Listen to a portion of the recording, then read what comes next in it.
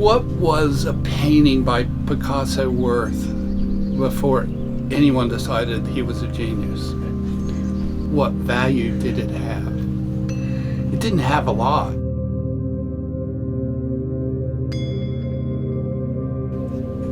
Value has to do with vision.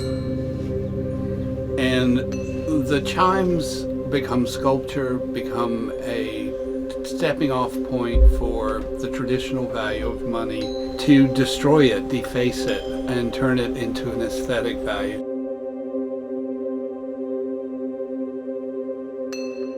Real value is not material wealth or what you get for something. It's the process, it's the journey you take and how involved you are with your life and your friends and your family. And that's what value is. And so the poetry that I've written and the larger pieces of sculpture have to do with vision, you know, a contemporary sense of who I am, what the world is, and how do we transition out of a monetary value for anything, you know? So I'm not really that happy with the question. And therefore I don't get a lot of money for my art.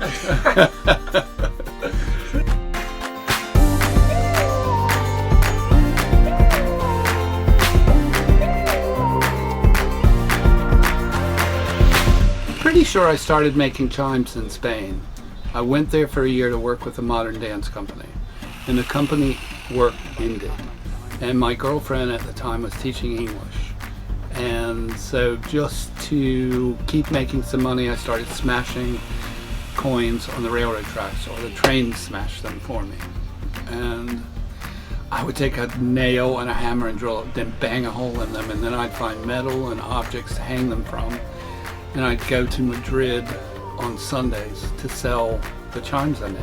The Rastro is one of the oldest markets in Spain, I bet, and it's in the south side of Madrid, where all the Republicans lived, all the people who were fighting the fascists, you know, and it has the vibe that's wonderful. And you practically have to die to get into this market, and your family passes it on.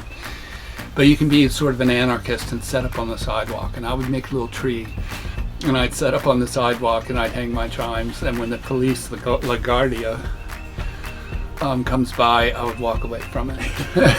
And then I would come back. And so I sold chimes.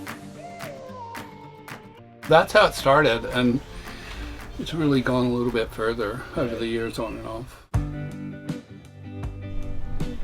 So this is a poem that gives you some idea of how the poetry fits in with the visual art, and it's called The Migration Gene. What do you hope people see?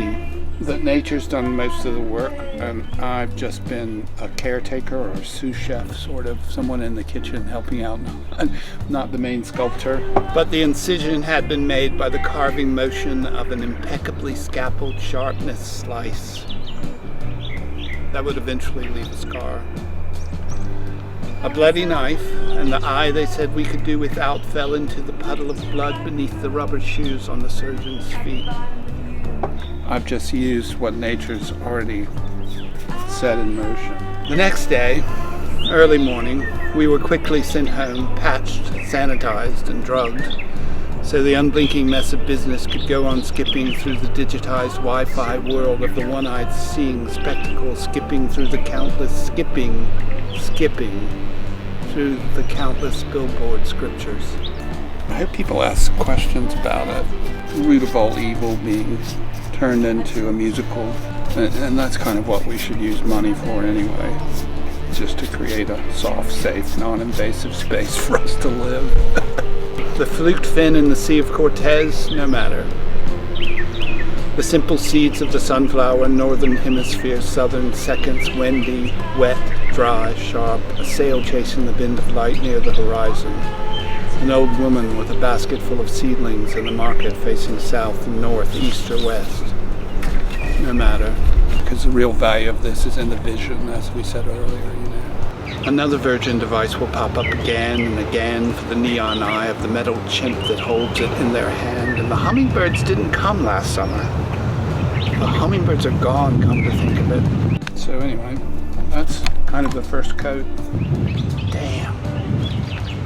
But things did get better with coat.